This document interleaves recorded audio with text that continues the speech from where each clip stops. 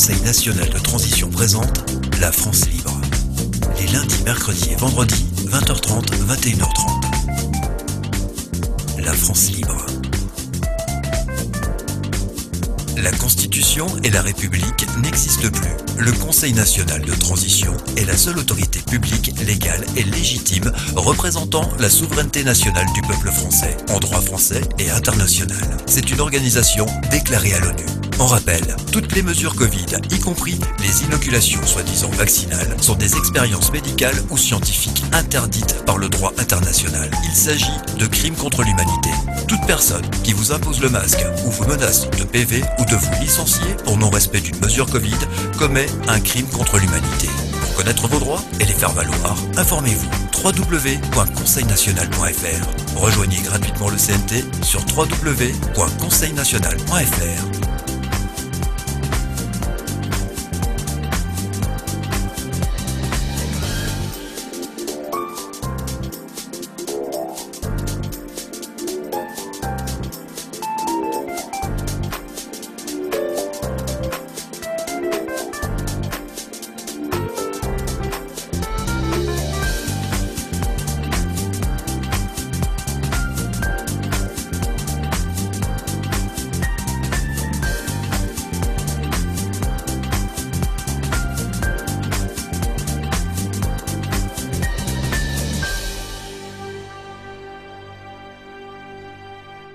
Liberté d'expression bafouée, droits internationaux de l'être humain et inaliénable, piétinée dans ces heures sombres vécues en France, la voix du peuple résonne par le Conseil national de transition. Nous sommes le Conseil national de transition et nous vous souhaitons la bienvenue dans la France libre. L'actualité tout de suite avec Philippe et Bruno. Bonsoir.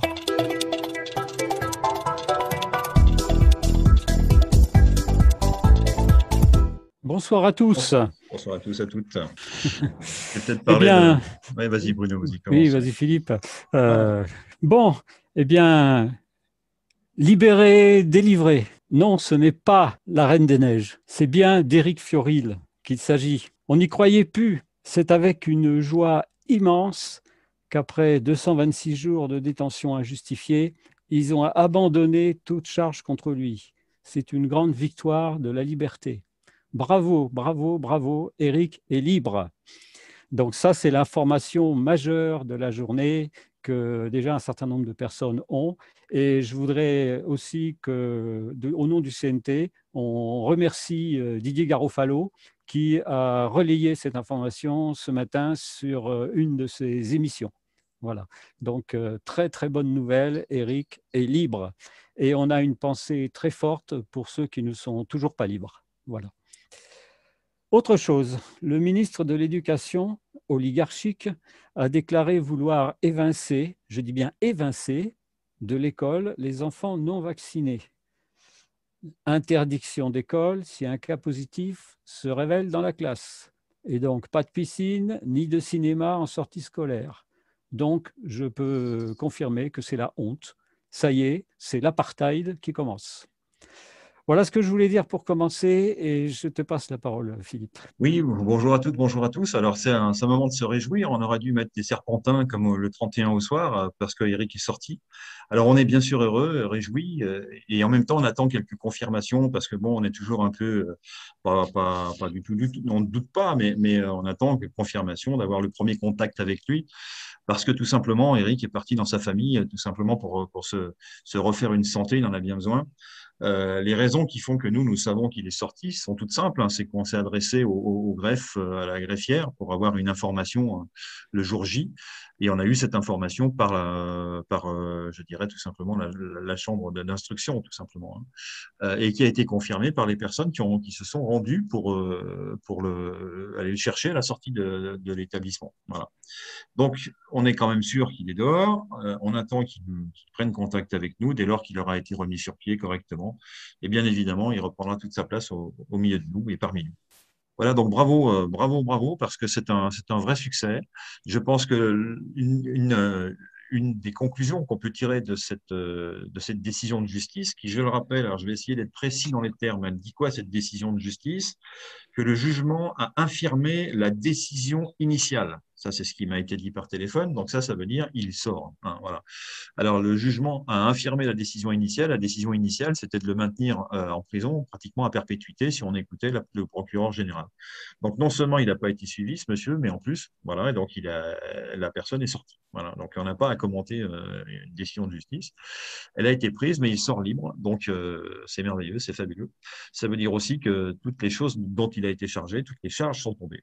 Et ça, c'est aussi pour nous, en tant que membres du CNT, un soulagement et presque une sécurité supplémentaire qui va nous permettre d'avancer dans la légalité comme nous l'avons choisi depuis le début et la paix comme nous l'appelons de nos voeux pour faire avancer ce monde. Voilà. Et ça tombe Donc, super bien, Philippe, que Eric nous rejoigne maintenant, parce qu'on a la joie de pouvoir vous annoncer que notre chaîne YouTube CNT Canal Historique, qui avait fait à peu près un total de 3000 vues le mois précédent, vient de multiplier par 4 ses vues pour dépasser 12 400 au mois de juillet. Donc, on est sur la voie de la médiatisation du CNT à vitesse grand V. Donc, bravo et merci à Eric d'arriver juste au moment nécessaire où on va pouvoir booster le développement du CNT d'une façon extraordinaire. Voilà. Voilà, donc parfait. Oui, effectivement, on a le succès de la formule qu'on a été obligé de mettre au point après la disparition de nos cadres. Bon, finalement, on a trouvé une sorte de modus vivendi, une sorte de formule, tout simplement, qui fonctionne bien, qui a l'air de plaire à un certain nombre de personnes. On tient toujours à rester, premièrement, dans la vérité, dans l'authenticité, ça va de soi. Et puis dans l'information vraie, quoi, avec du contenu. Voilà ce qu'on essaye de faire et ce qu'on va continuer d'essayer de faire. Alors les événements s'enchaînent, se bousculent, ce monde évolue évidemment. Il est bien évident que le CNT ne peut pas rester sur le bord du chemin et faire des actions. Alors les actions du CNT depuis le début, ce sont les mêmes, hein, c'est produire du droit, produire du droit, produire du droit, dénoncer ce qui ne va pas. Et puis, quand il y a des manifestations de rue, dire qu'on a toute la sympathie, enfin, on amène toute notre sympathie à ces personnes, mais on n'a pas vocation à défiler, c'est plus notre truc. On a vu ce qui est arrivé aux Gilets jaunes, on a vu plein de choses. Néanmoins, aujourd'hui, les phénomènes ont l'air de s'accélérer. Et ce qui était hier bizarre devient carrément louche aujourd'hui, et demain, quoi encore? Donc, cette obligation vaccinale, ce fait d'interdire l'école aux enfants non vaccinés, tous ces projets qui sont mortifères, qui sont dangereux, qui sont injustifiés d'un simple point de vue biologique, eh bien, tout ça, on ne peut pas se contenter de le vivre depuis notre ordinateur. Donc, il va y avoir forcément une intervention du CNT auprès des manifestants pour leur montrer leur soutien.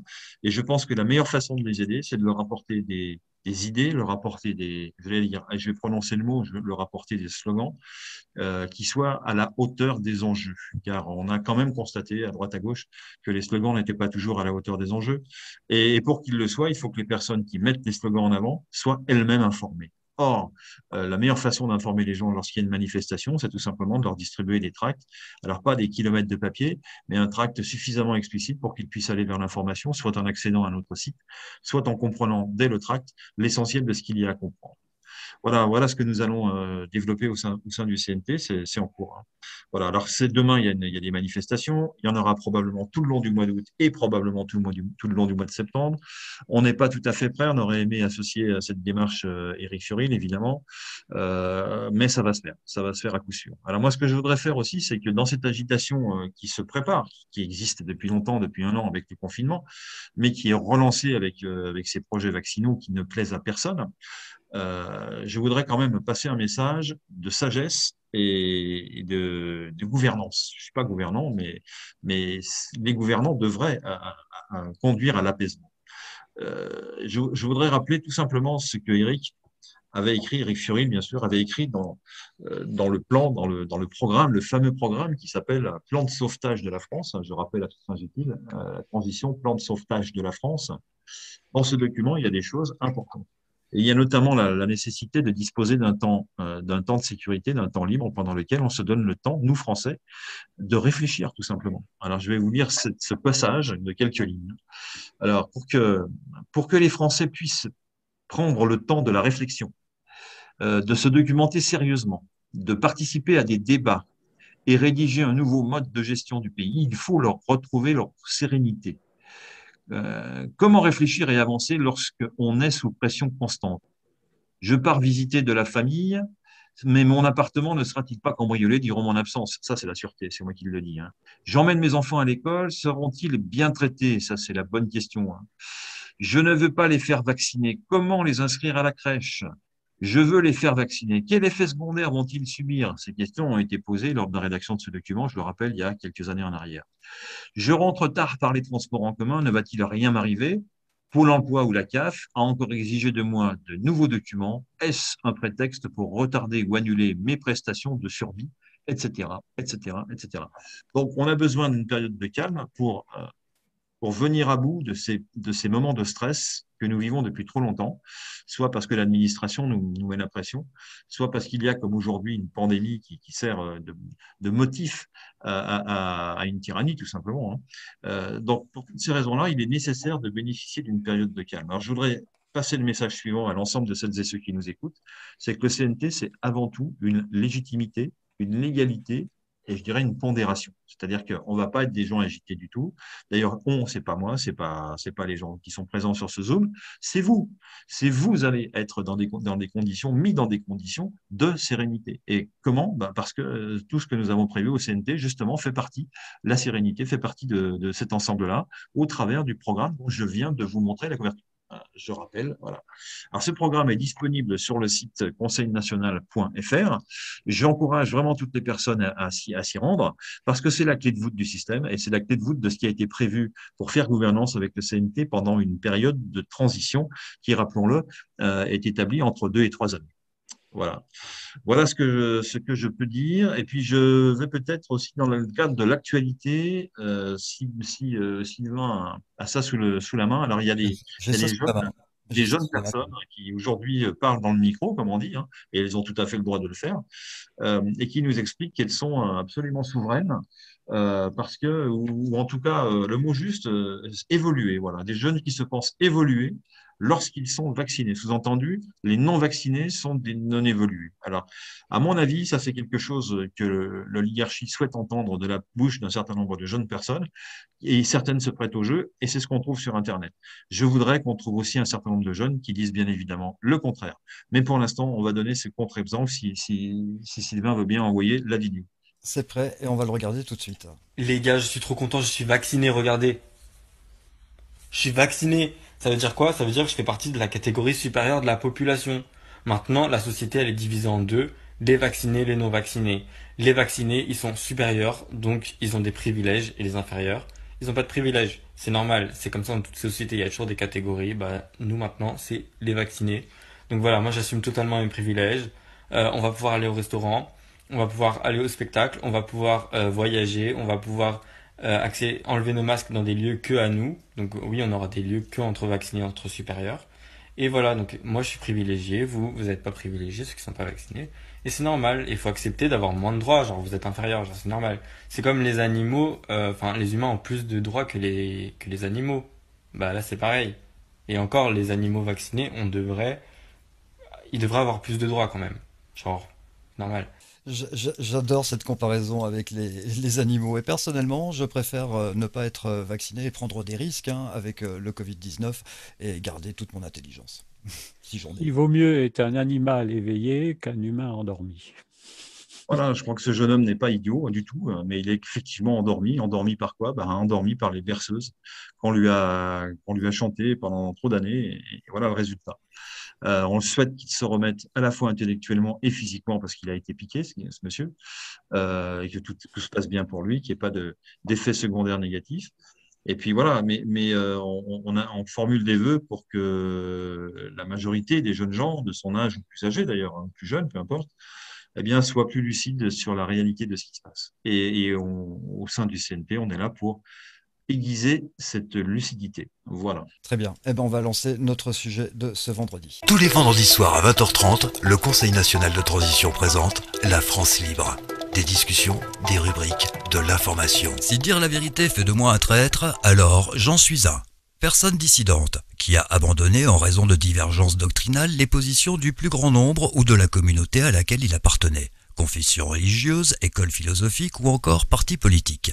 Personne qui cesse d'adhérer à l'idéologie dominante au système politique et social en place. L'histoire a donné des modèles tels que la dissidence gandhienne d'une importance cruciale à l'heure où les projets de pensée critique et de questionnement démocratique ont reculé. Chercheur de vérité inébranlable, Gandhi a changé le visage de la protestation non violente dans le monde. Ces tactiques de non-violence sont toujours saluées par ceux qui cherchent à inspirer le changement sans inciter à la violence. Autre exemple de dissidence, avocat, activiste, prisonnier et premier président noir de l'Afrique du Sud, Nelson Mandela, qui a réussi le tour de force de désamorcer les graves conflits internes au sein de son parti, l'ANC, et ce toujours plus virulent d'une société meurtrie par la ségrégation pour bâtir une nation multiraciale et démocratique. Il est parvenu à pacifier les esprits et à rapprocher oppresseurs et oppressés en considérant les individus pour ce qu'ils sont humainement. Les dissidents. 18 juin, la France se souvient de l'appel lancé en 1940 à la résistance par le général Charles de Gaulle sur la BBC. Les dissidents, comme étaient appelés ces résistants, étaient ces jeunes combattants volontaires pour défendre la France contre le nazisme. Par centaines, ils se sont mobilisés pour rejoindre les forces françaises dirigées par le général de Gaulle. Le sujet donc de ce vendredi est la dissidence et nous venons de voir quelques exemples de personnes dissidentes, notamment le général de Gaulle avec l'appel du 18 juin. Alors, comparaison n'est pas raison, évidemment. On n'est pas en 1944 ou 1945. Quoique, il y a des similitudes. On dit souvent qu'il y a des similitudes entre la CNR, donc de le Conseil national de la résistance, qui a été fondé, je crois, si je ne dis pas de bêtises, en 1943, c'est-à-dire en plein cœur de l'occupation nazie et de la difficulté qu'il y avait à ce moment-là d'être résistant. Voilà, donc cette CNR a notamment prévu l'après, c'est-à-dire qu'elle a réfléchi sur ce que sera la France une fois qu'elle sera débarrassée de la tyrannie nazie. C'est un peu, toute proportion gardée, ce que nous faisons aussi, c'est-à-dire que nous pensons à ce que sera la France une fois qu'on sera débarrassé d'un certain nombre de choses. Donc voilà, la dissidence, oui, on est rentré dans une dissidence parce que ce qui jusqu'à maintenant nous semblait une république paisible devient une tyrannie sanitaire intolérable, en tout cas pas dans le cadre de nos habitudes de civilisation dans un pays comme la France, et forcément ça crée des éruptions, ça crée pas mal de choses. Alors, il y a ceux qui réagissent épidermiquement. Dans l'épidermie, il y a épi, c'est-à-dire on est au-dessus, on est sur la surface des choses. C'est-à-dire que si mon frigo est vide, si je ne peux pas circuler librement, si je n'ai pas envie de me faire piquer alors qu'on m'y oblige, tout ça, ce sont des contraintes qui deviennent de plus en plus insupportables. Mais il semble, selon les apparences, qu'on nous rende ces contraintes justement de plus en plus lourdes et qu'on essaye par là même de mesurer jusqu'à quel point nous les supportons. Voilà. Alors, il y a plein de gens, bientôt une majorité, qui supportent pas tout ce qui leur est demandé, etc. Alors, pourquoi l'ont-elles supporté au début? Sans problème, elles ont supporté une autre, puis une troisième, et subitement, la quatrième, ça bloque. Bon.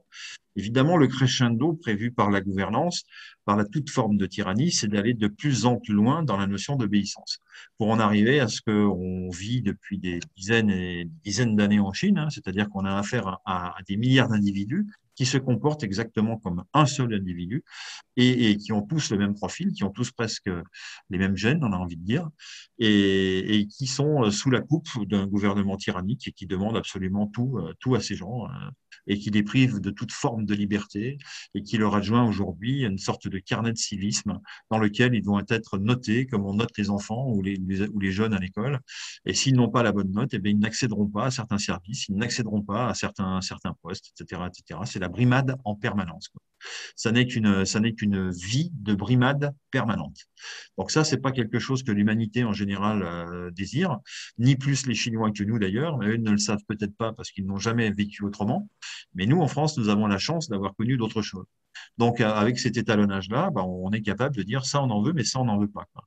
Et c'est vrai que la France est et reste et demeure la patrie de la Déclaration des droits de l'homme. Et à ce titre, tout naturellement, nous qualifie pour être dans une logique de dissidence bien plus importante qu'ailleurs, puisqu'on est à l'origine de la dissidence des dissidences qui a consisté à renverser les anciens régimes et les rois et les reines et les empereurs pour passer à un mode à l'époque de République, en tout cas de démocratie, qui était totalement novateur, évidemment. Donc, cette innovation, elle n'a pas abouti.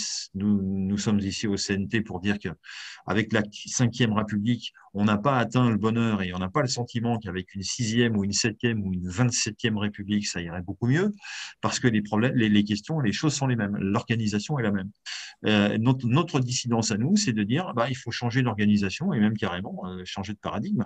Voilà, donc ça, c'est ce que la proposition que nous faisons aujourd'hui à tous nos concitoyens de France et évidemment à l'ensemble du monde entier, car tout ça est totalement reproductible.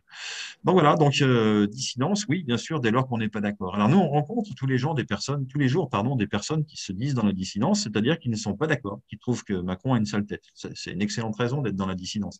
Est-ce suffisant? Pas sûr.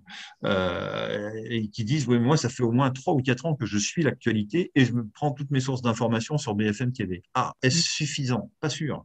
Voilà, donc plus on a du recul, plus on est allé chercher loin dans l'histoire, plus on a creusé dans les endroits où on ne voulait pas nous emmener justement, et plus on a découvert, allez, on va dire des choses qu'il fallait pas voir, quoi, tout simplement. Hein.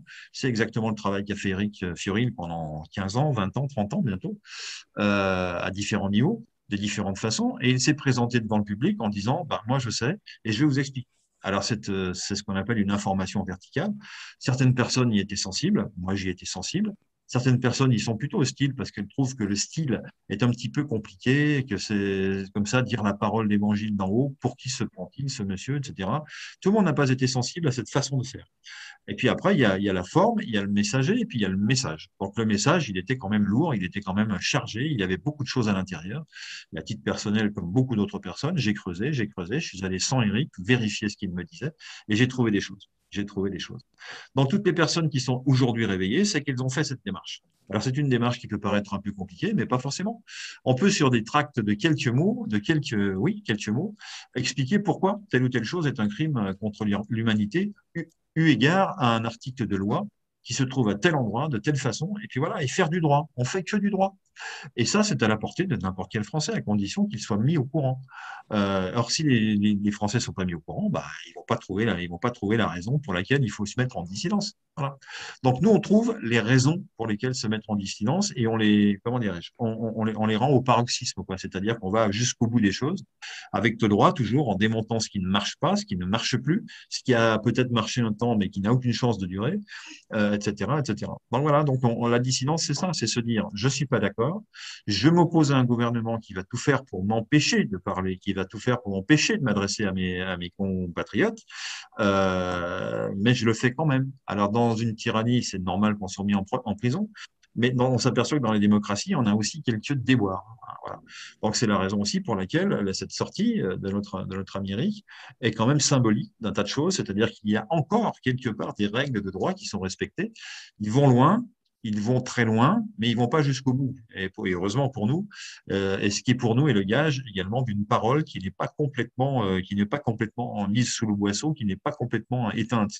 Donc profitons-en, c'est encore possible. Restons dans les coups du droit et allons vers la dissidence. Alors la dissidence, bah, ça commence par les gens qui sont dans la rue, qui ne veulent pas de vaccin, mais qui ne savent pas pourquoi il y a un vaccin, qui ne savent pas ce qu'il y a dans le vaccin, qui ne savent pas d'où vient le vaccin, qui ne savent pas quelles sont les conséquences d'être vacciné, qui ne savent rien.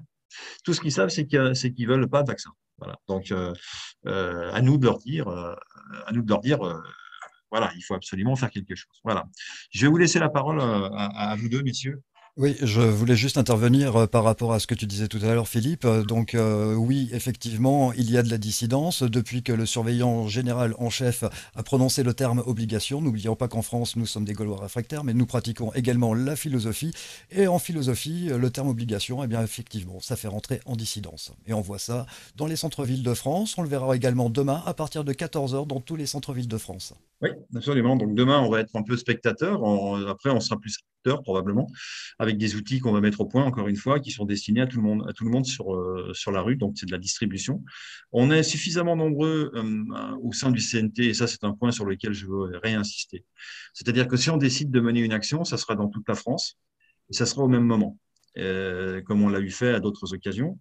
Et à ce titre-là, d'ailleurs, on avait attiré l'attention de la gendarmerie, dont le métier est le renseignement, et son rôle, c'était de comprendre notamment comment une organisation comme la nôtre, qui n'avait jamais fait part d'elle ou pas tellement, était capable de mettre dans une nuit un certain nombre de personnes à la disposition d'une action partout sur la France. Et ça les avait d'une part questionnés et d'autre part peut-être aussi effrayés. Et leur rôle étant évidemment de faire en sorte que la sécurité de la France soit assurée par rapport à des groupes qui pourraient grossir et avoir des mauvaises intentions. Or, mauvaises intentions, il n'y en a pas, puisque s'il y en avait eu, on aurait su ça au travers de l'instruction qui a été menée dans le cas d'Éric Furil. Et malgré toutes les directions dans lesquelles ils ont cherché, ils n'ont rien trouvé et ils ont bien été de ce fait obligés de relâcher Eric. Donc ça, c'est la très bonne nouvelle. La très bonne nouvelle, c'est que nous sommes reconnus comme un groupe, en quelque part, pacifique et juridique, et uniquement juridique, et qui n'a pas d'intention mauvaise sur la sécurité des Français, sur la sécurité du président de la République, sur la sécurité de qui sais-je encore. Non, nous, c'est la paix et c'est le droit. Voilà. Donc ça, on le rappellera jamais assez. Voilà ce que je peux dire. Je voulais de mon côté remercier Sylvain pour nous avoir repassé il y a quelques minutes un extrait du Chant des partisans, car je pense que ce Chant des partisans devrait toujours et sera toujours, je pense, pour l'éternité, l'hymne de la dissidence. Évidemment, nous n'avons pas la même situation qu'il y a 80 ans, mais il y a quand même beaucoup de parallèles. Il y a 80 ans, on disait Radio Paris ment, Radio Paris est allemand.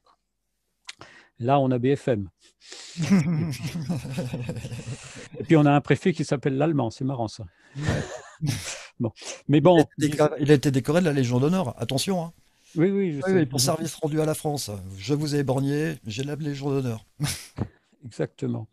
Donc, en fait, je pense que pour les manifestations, notamment demain et plus tard, il serait beaucoup mieux de siffler ou de chanter le chant des partisans. Je dis plutôt siffler parce que les paroles ne sont plus d'actualité, mais la musique, elle restera toujours d'actualité, beaucoup plus que la Marseillaise. Parce que la Marseillaise, c'est un chant républicain. Et je voudrais justement, par rapport à ça, vous expliquer un petit peu ce que Éric Fiorile nous a dit dans la démosophie qui a été rééditée donc au mois de décembre concernant cette fameuse République.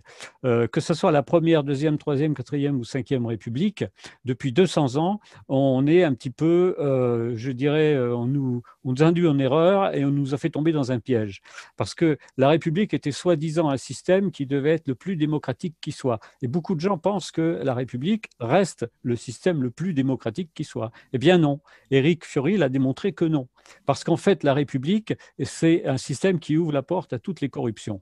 Pourquoi ? Parce que vous avez des représentants qui sont élus par le peuple, mais déjà avec un scrutin qui est biaisé, parce qu'on ne reconnaît pas du tout l'abstention. Or, vous avez pu constater dans le dernier scrutin qu'il y avait 70% d'abstention. Donc, le premier parti de France aurait dû être l'abstention. Donc, on a des gens qui ont été élus avec un pourcentage ridicule des votants. Donc, c'est première erreur. Deuxième erreur, ces représentants, à partir du moment où ils sont donc à la tête du pays, eh bien, ils se croient souvent tout permis et ils redeviennent des gens corrompus et on se retrouve un petit peu comme avec la noblesse sous l'Ancien Régime. Et le peuple n'a pas droit à la parole, sauf quand il doit voter. Et une fois qu'il a voté pendant 5 ans ou plus, eh ben, on est complètement bloqué.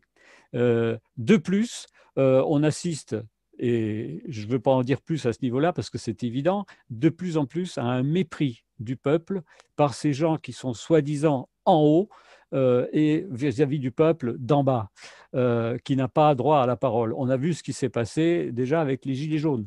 Le problème, c'est que les Gilets jaunes ont manifesté pendant 18 mois pour demander des revendications à un gouvernement qui, au départ, était légitime.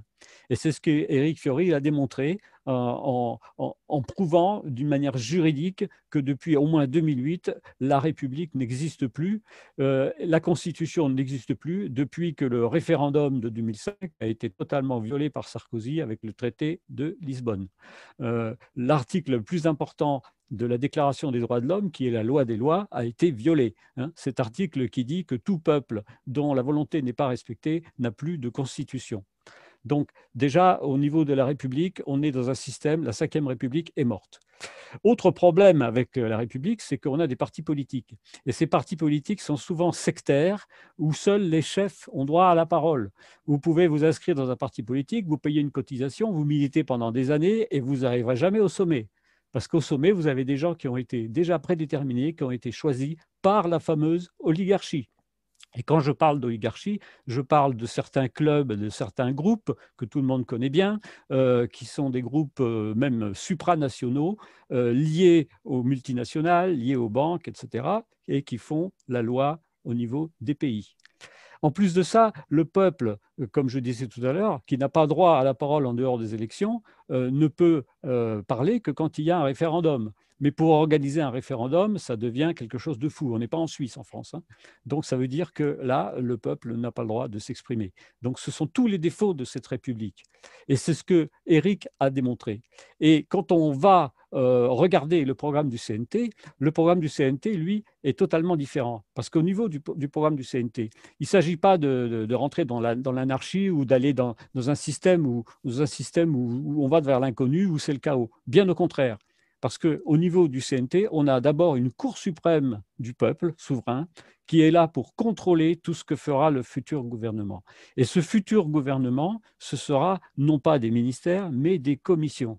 Et des commissions populaires, il y aura environ une douzaine de commissions, comme l'équivalent des ministères, plus aussi une commission constituante. Parce que ce qu'on veut au niveau du CNT, c'est que on fasse une transition en douceur et que le peuple français puisse voir en 2-3 ans maximum comment on peut transformer le pays. À partir de là, on fera voter le peuple pour une nouvelle constitution et c'est le peuple qui choisira soit de continuer le système proposé par le CNT si ça fonctionne bien, soit de changer de système. Mais c'est le peuple qui va décider. Et donc dans ces commissions, on aura des réunions qui seront des réunions publiques et non pas confidentielles, comme le fameux Conseil de défense dont on n'a jamais entendu parler les membres. Hein. Ce sera des réunions publiques, des réunions qui seront filmées, qui seront télévisées, et le peuple pourra suivre en temps réel tout ce qui se passe. Et dans ces commissions, on aura des gens qui sont des gens du peuple, tirés au sort parmi des représentants, parmi des, je dirais, des gens qui sont volontaires, pas tirés au sort au hasard, tirés au sort parmi des gens volontaires, qui sont même rémunérés pour certaines sessions qui se feront par rapport à certaines lois qui seront votées. Et quand les commissions auront donc à décider d'une future loi, eh bien, dans la commission, il faudra qu'il y ait au moins 67% de gens qui soient positivement d'accord avec cette future loi et non pas uniquement 51%. Et à partir de là, ça sera soumis à référendum. Et donc là, le peuple aura droit à la parole tout le temps, tout le temps, tout le temps. Et le plus important dans ce programme au niveau du CNT, c'est que dès le départ, la première chose que fera le CNT, quand il sera arrivé aux affaires, quand il aura redonné le pouvoir au peuple, c'est organiser un audit global de tout le pays. Un audit global qui permettra de faire ressortir au grand jour tous les détournements de fonds, toutes les magouilles, toutes les tricheries, tout l'argent qui est parti à l'étranger, mis de côté par certains politiciens, etc., etc. Et en même temps, de pouvoir savoir exactement quelle est la valeur actuelle du patrimoine du pays, pour pouvoir repartir sur des bonnes bases, créer une nouvelle monnaie, sortir des traités qui de toute façon ne sont plus valables étant donné que le référendum de 2005 n'a pas été respecté, sortir de l'euro, sortir de l'Europe et recréer une banque nationale. À partir de là, on pourra ouvrir une nouvelle voie vers ce que j'appellerais un nouveau paradigme, un nouveau système qui permettra enfin au pays et au peuple de relever la tête et de pouvoir donner à chacun la parole. Il ne faut pas oublier aussi que dans les commissions, il y aura des experts. Il n'y aura pas que des gens tirés au sort, mais ce sont des experts qui seront choisis avec une absence totale de conflit d'intérêts. C'est-à-dire qu'on n'assistera plus à des groupes de pression, des lobbies ou des conflits d'intérêts, comme on a pu le voir notamment dans la médecine récemment.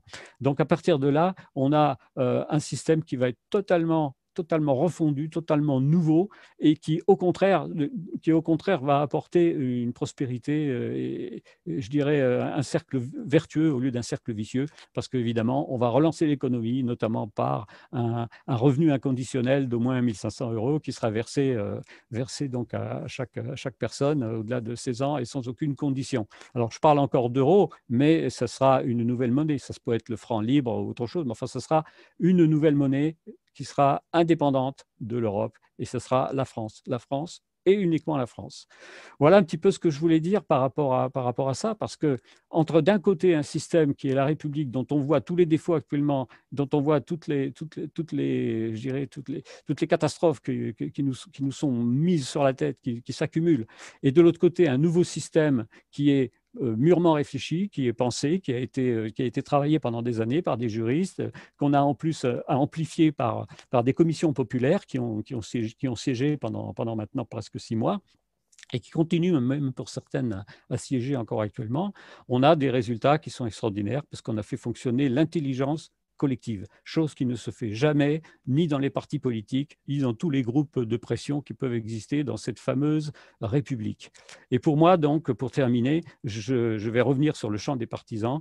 On est des dissidents, et donc le chant des partisans reste le chant des dissidents. La Marseillaise, c'est différent, c'est un chant républicain, et on a vu ce qu'a fait la République depuis 200 ans. Je pense que la Révolution française en 1789 et ce qui se passe aujourd'hui, eh bien, on peut dire, je pense que la plupart des gens du peuple vont dire qu'il n'y a pas eu beaucoup de changements pour les gens d'en bas depuis 200 ans.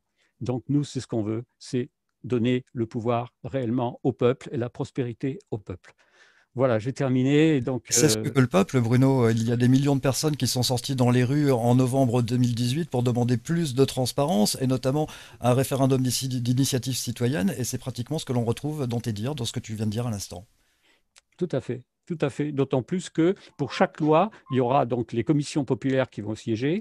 Donc le peuple sera impliqué. Si jamais il y a un problème, c'est la Cour suprême du peuple qui intervient, où ce sera uniquement des gens du peuple tirés au sort. Et puis à partir de là, quand une commission aura décidé d'une loi, eh bien, il y aura donc un vote à une grande majorité et pas uniquement 51%. Et après, ce sera soumis à référendum. Donc on va avoir des référendums réguliers pour chaque décision pendant toute la période de transition. Et peut-être après, si le peuple décide de continuer dans cette voie-là. Donc rien ne sera imposé au peuple, ce sera la liberté pour tous. Voilà. Oui. Alors, moi, si je peux me permettre, on a encore un petit peu de temps, Sylvain? Oui, oui, largement. On a encore au moins un bon quart d'heure devant nous. D'accord. Tout simplement pour dire que le chant des partisans, c'est un chant magnifique, mais c'est un chant triste qui nous emmène vers la guerre, vers la perte des vies pour pouvoir en faire en sorte que les enfants vivent une vie meilleure. Bon. C'est Donc, pour c'est ça qu'il quelque faut chose. changer, il ne faut pas utiliser les paroles, c'est uniquement la musique. Ah, alors c'est une précision utile. Moi, ce que je veux dire, c'est que là, dans le paradigme, le changement de paradigme dans lequel nous souhaitons emmener les Français, d'abord, premièrement, on ne cherche pas des héros pour défiler sous les fenêtres de qui que ce soit et prendre le risque de se blesser, de se faire blesser ou pire encore. Non, cette adhésion, elle va venir avec les corps constitués qui sont parfaitement au courant de ce que nous sommes, qui nous sommes, et qui, à un moment donné, logiquement, vont se présenter, se mettre aux ordres de la seule institution légitime en France actuelle, qui est le CNP. Voilà. Ça, c'est le premier point. Le deuxième point, c'est que le changement de paradigme, pour moi, c'est une fête. C'est pas quelque chose d'angoissant, de stressant, comme ça a pu être le cas, notamment en 92-93, je parle de 1700 évidemment, lors de la convention, de la législative, etc., où les choses se sont faites dans l'urgence, dans la fièvre, j'ai envie de dire, et dans l'urgence. Aujourd'hui, on a eu le temps, enfin Éric Fiory a pris pour nous le temps de préparer quelque chose avec des spécialistes dans tous les domaines. Et ce qui va se créer, ça a déjà été pensé, réfléchi, etc. On a déjà tenu compte de l'ambiance internationale, des réactions internationales, de ce que dira ou fera ou ne fera pas pas l'ONU, de ce que diront ou feront ou ne feront pas les banques extérieures, etc., etc. Donc tout ça, c'est prévu. Donc on est dans une logique de fait. Alors aux gens qui disent oui, mais le CNT, je vous connais pas, je vous ai pas élu, je vois pas qui vous êtes, et puis j'ai pas envie, je préfère un tel comme parti politique, il a l'air sympathique. Alors nous répondons toutes ces dans l'ordre. D'abord, parti politique, nous ne sommes pas. Nous ne sommes qu'une proposition de vivre ensemble, avec effectivement une mise en politique différente de ce qu'on a connu jusqu'à maintenant, et à commencer par la suppression des partis. Tout à l'heure, Bruno a parlé de la suppression des représentants, oui, bien sûr, mais ça suppose aussi la suppression des partis. Eh oui, c'est-à-dire qu'on n'ira plus voter pour des gens, on ira voter pour nos propres lois, je le rappelle. Donc ça change totalement la donne. Donc on ne demande absolument à personne d'adhérer à un parti, et encore moins d'adhérer au CNT, qui n'est pas un parti. Hein. Donc voilà. Donc et après, qui va être les chefs au sein du CNT? Ben, nous, on n'est pas des chefs, on est des moteurs. C'est-à-dire qu'on vous propose de démarrer le moteur. Et après, c'est les Français qui vont faire tourner la boutique. C'est les Français qui vont dire voilà, ça va se passer de telle et telle façon. Ce sont aux Français, ça sera aux Français à ce moment-là de s'intéresser suffisamment à la politique pour dire c'est moi qui vais mettre mon destin en œuvre au sein de cette société qu'on appelle le pays France. Et jusqu'à maintenant, on a trop souvent entendu des gens dire, des citoyens dire moi, j'y connais rien à la politique, c'est trop compliqué pour moi, je délègue à un professionnel. En plus, mon député, il est charmant, hein, vraiment, c'est un type charmant. Quand je lui parle, il comprend tout ce que je lui dis, et je suis sûr qu'il en tient compte quand il est à l'Assemblée. Pas de chance, soit il n'en tient pas compte, soit il ne peut pas en tenir compte. Donc, c'est ça qu'il s'agit de renverser, c'est de se dire, c'est moi tout seul qui vais prendre la décision pour moi-même. Alors moi, c'est moi au sein du groupe de ceux qu'on appelle les Français, bien évidemment. Mais comme on s'aperçoit que 99% des personnes ont les mêmes préoccupations, les mêmes prérogatives, les mêmes envies, etc., ça va très bien se passer. Et c'est effectivement ce que nous avons constaté lors des commissions. Je rappelle que, pour information, donc Bruno vient d'expliquer que les commissions seront l'équivalent des ministères. Et nous avons fait simulation de ministères, donc de commissions, chez nous au sein du CNT pendant une dizaine de semaines, et ça a très bien fonctionné. On s'aperçoit que tout ce petit monde finit par penser les mêmes choses. Et quand il s'agit de problèmes technico-techniques, on les transforme en problèmes purement politiques. Est-ce que c'est possible? Si oui, comment? Voilà. Et comment c'est financé? Et puis voilà. Et une fois qu'on a ces éléments-là, les choses se passent très, très bien. Donc voilà. Donc, on a besoin de personne pour ça. On n'a pas besoin de représentants pour se faire expliquer les choses simples. Car si elles ne sont pas simples, dans tous les domaines de la vie quotidienne, c'est qu'il y a un problème. C'est qu'on cherche à nous cacher quelque chose ou à nous faire comprendre qu'on n'est pas suffisamment intelligent pour comprendre, justement, et que c'est l'apanage de quelques représentants qui sont capables de jargonner, c'est-à-dire d'utiliser un jargon dans un domaine particulier, que ce soit la justice, que ce soit la science, que ce soit l'économie, où là, par contre, on jargonne énormément. Alors, en économie, dès que c'est compliqué, c'est qu'il y a un loup. Hein, et ça, je peux vous l'assurer.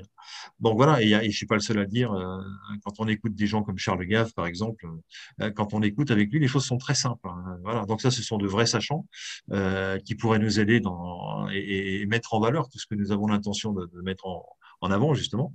Voilà, il y a des gens précieux qui vont nous aider. Donc, ce que je veux dire aussi, j'en fais une parenthèse, c'est qu'il y aura au sein de ces commissions des gens désignés qu'on sera allé chercher gentiment par l'épaule, hein, voilà, en leur disant, on a vraiment besoin, monsieur ou madame, de votre compétence dans ce domaine-là, parce que nous pensons que vous avez mis le doigt sur la bonne solution. Voilà. Alors, nous voulons vraiment travailler avec vous pour faire avancer les choses. Alors, vous allez vous mettre dans une commission, et puis on va sortir quelque chose. Alors, ce quelque chose, c'est quoi? Est-ce que ce sera une loi? Pas forcément. Ça ne sera pas forcément une loi. Les lois, c'est quelque chose de lourd. On a déjà 200 000 lois en France. Alors, il est plutôt question de savoir comment on va en supprimer la moitié, voire les trois quarts, que de se dire comment on va faire pour en rajouter. Donc ça, c'est le premier point. Après, le deuxième point, c'est que quand on fait des lois, il faut qu'elles soient particulièrement bien faite et particulièrement orientée vers le bien public. Et ça, on va y veiller de très près. Et il y a plein de solutions. Il y a plein de solutions. Pourquoi? Parce que les lois qui sont votées aujourd'hui, elles sont votées dans l'intention, comment dirais-je, de faire le bonheur d'un certain nombre de personnes, mais pas toutes. Bon, voilà. Donc là, nous, on va renverser la vapeur. On va dire, on va faire des lois dans le sens pour qu'elles soient profitables à un plus grand nombre, tout simplement. Et puis, est-ce que ce plus grand nombre, est-ce qu'on peut vivre heureux en plus grand nombre? Certains disent non. Non, il y a une élite, c'est très pyramidal. Il y a ceux d'en haut qui sont heureux, qui ont la richesse et qui ont le pouvoir sur ceux d'en bas. Ça fait 10 000 ans que ça dure et ça changera jamais. Nous, on dit non, ça, on peut inverser la pyramide, d'une part, ou on peut faire en sorte qu'il n'y ait plus de pyramide. Et puis, on peut faire en sorte que tout le monde sur cette planète vive heureux. Voilà, ça c'est l'objectif. Donc je parlais de fête au départ, oui, bien sûr, j'en reviens. bonheur égale fête, fête égale bonheur, hein, nous sommes d'accord. À un moment donné, il faut que les gens se disent, ben, je suis peut-être pas né sur cette planète pour, comment dirais-je, travailler 8 heures par jour si j'ai de la chance d'avoir un travail. Et puis si j'ai pas la chance, eh ben, je prévoirai ça jusqu'à la fin de mes jours, quoi. Et puis je pourrais rien faire, je regarderai les autres, enfin les quelques autres qui ont de l'argent, qui ont mon argent ou qui ont l'argent des autres, se goberger et avoir des solutions matérielles que moi je n'aurai jamais. Donc je vais passer une vie très triste sur cette planète. C'est pas très encourageant, hein, je sais pas ce que vous en pensez. Donc voilà, donc soit on est dans une logique de progrès, alors on a fait des progrès technologiques, mais ces progrès technologiques doivent désormais servir au progrès social. Et c'est pas faire du socialisme que de dire ça, c'est simplement dire que le progrès technique, le progrès dans différents domaines doit servir à tout le monde. Et or, nous savons qu'il y a d'ici et là, et même plutôt partout, des solutions technologiques, par exemple, qui concernent l'énergie. On sait très bien qu'en matière d'énergie, on peut demain avoir des solutions qui feront que l'énergie seront soit pas chère, soit gratuite, qu'il n'y aura pas de taxes, que ça ne sera pas nécessaire d'avoir des taxes, qu'on n'en a pas besoin d'argent, hein, pour ce genre de choses. Donc, il y a toute une réflexion qui va se mener autour de ça. Quand on a fait le tour de l'énergie, les besoins alimentaires, l'habitat, bah, déjà, on a réglé pas mal de problèmes, hein. Je ne sais pas ce que vous en pensez. Donc, on a les solutions pour ça. On ne va pas toutes les donner parce que, évidemment, on va rentrer dans un jeu de questions-réponses, de critiques, etc. C'est pas le jeu ce soir, mais on aura d'autres occasions, hein. Bien sûr, on va rentrer dans les jeux de questions-réponses. On l'a déjà fait et on ne se défile pas, on le refera. En présence, j'espère bien, d'Éric, hein, lorsqu'il nous sera revenu, qui est beaucoup plus fort à cet exercice que nous tous réunis. Donc voilà, donc il y aura tout ça. Donc c'est une fête. Donc moi, je voudrais dire qu'on n'est pas dans une logique où ça va mal se passer, on va se prendre des balles dans les yeux, dans la tête, etc. Non, non. On est dans une logique où il faut faire valoir son droit. Et quand on fait valoir son droit, les choses arrivent, les choses avancent. Et encore une fois, c'est ce qui a été démontré jeudi dernier. Donc on est sur le bon chemin, mais dans la bonne direction. Il faut simplement prévoir qu'à un moment donné, les forces de pouvoir vont s'inverser ou vont se répartir différemment, et que tout ça, c'est en passant par le filtre, par le moteur du CNT, que nous offrons au monde en quelque sorte, hein. Nous ne sommes, nous, ici présents, et que adhérents du CNT, quelques nombreux membres, les personnes capables d'aider tous nos concitoyens, qui sont dans la rue ou pas dans la rue d'ailleurs, peu importe, et qui ne comprennent pas le monde dans lequel nous vivons, et c'est normal qu'ils ne le comprennent pas, on doit les prendre par la main pour leur expliquer. On va leur passer un film, on va leur expliquer les choses, comme nous sommes en train de le faire maintenant, et ainsi de suite. Et on remettra l'ouvrage sur le métier, comme on disait autrefois. On recommencera, on répétera, on créera une chaîne de télévision peut-être spécifiquement pour cela. Voilà. Mais une fois que les gens auront compris que ça va dans le sens de leur intérêt, une fois qu'ils auront compris où se sont trouvés un certain nombre de supercheries qui se sont retournés contre tout simplement les êtres humains, hein, eh bien, quand ils comprendront ça, ils mettront, à mon avis, pas beaucoup de temps, non seulement à adhérer, mais à dire oui, moi aussi, je veux participer à la vie de la cité. Alors que maintenant, c'est non, non, ça m'intéresse pas. D'autant plus, Philippe, Ouais. qu'il y a un point très important pour toutes les personnes qui nous écoutent, c'est que pour devenir membre du CNT, contrairement justement aux partis politiques ou autres groupements, c'est gratuit. Il n'y a pas de cotisation. Toutes les personnes qui ont travaillé pendant des mois dans les commissions et qui ont pondu certains rapports avec des idées extraordinaires, qui ont travaillé pendant des heures et des heures, il y a des rapports qui font plus de 90 pages, hein. Donc, toutes ces personnes ont travaillé bénévolement. Au CNT, l'inscription, c'est gratuit, gratuit, gratuit. Voilà. On peut peut-être d'ailleurs en profiter pour lancer un message personnel aux quelques centaines de personnes qui ont participé à l'exercice, mais qui est un message qui va intéresser tout le monde aussi. C'est que bien évidemment, hein, cet exercice-là, il est arrivé à des conclusions, il y a eu des synthèses, etc. Et qu'en faire? Est-ce qu'on a inventé la roue à nouveau? Est-ce qu'on a découvert des choses extraordinaires, etc. Oui et non. Il y a eu effectivement une identification au sein des membres du CNT d'un certain nombre de personnes qui nous ont rejoints en toute modestie, mais qui sont des sachants exceptionnels. Je dirais des spécialistes, voire même des avant-gardistes. On a besoin de tout au CNT. On a besoin de tout pour faire un monde. Alors, ces personnes-là, bien évidemment, on les a identifiées. On va voir avec elles comment on peut avancer. Pour toutes les autres qui sont moins extraordinaires que ces personnes-là, et qui sont par contre tout à fait méritantes et qui ont passé du temps à travailler, eh bien celles-ci, elles ont exactement rempli l'objectif. C'est-à-dire on a attendu d'elles qu'elles veuillent bien, selon des procédures de passation de parole, de réflexion, de respect de l'autre, et non pas de foire d'empoigne, elles ont contribué à faire avancer des sujets en groupe et surtout à obtenir de la part du groupe un consensus. C'est-à-dire que c'était quasiment 100% des voix, tout le monde tombait d'accord.